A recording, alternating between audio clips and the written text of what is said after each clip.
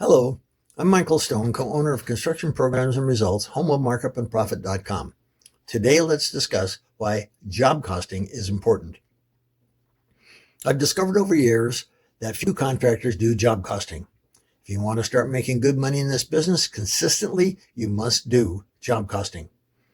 Job costing is when you compare the cost you estimated for a project before it was sold to the actual cost of the job after it was built. Job costing tells you two things. First, it tells you if you're doing a decent job of estimating, which means your error factor is 2% or less. It also tells you if you're keeping your estimated databases up to date and accurate. Those are the two things that determine your profitability. The price you quote for a job is based on the cost you'll incur to build that job. If you aren't doing a decent job of estimating, or if your databases aren't accurate, you're losing money. You need to sit down to your databases in books or on your computer at least once a week. You take all your recent material and supplier invoices and you compare your databases to the recent invoices and make sure your databases reflect the highest number for the items being estimated. The next time you estimate that particular type of work, you know your numbers are right. Job costing also tells you your error factor. You calculate your error factor by subtracting your actual job expenses from your estimated expenses and then dividing the number by your estimated expenses. The next time you compile an estimate, multiply your estimated costs by the error factor, and that adjusts for your error.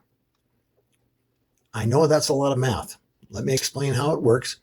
Let's say your error factor is 5%. That means that on a recent job, your estimated cost was 5% lower than your actual cost. Now you're looking at a new project and an estimated cost is $1,000. Add 5% to that cost and it makes it $1,050. Now you've adjusted for your error factor.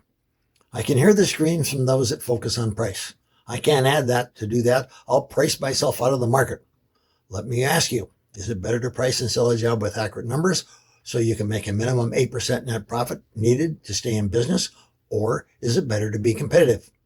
Being competitive in most cases means that if you sell the job, you're taking a loss before you drive your first nail. Bad plan. If you haven't been doing job costing, it's time to start. First one small job, then a second, then two jobs, and before you know it, you look and you're profitable. Thank you, job costing. That's a wrap for this session. Visit our website at markupandprofit.com. That's markupandprofit.com. If you have any questions or need some help, with 64 years in the construction field, we can help you find the solutions to the problems that come up most every day. Always glad to help, and may the profits be with you.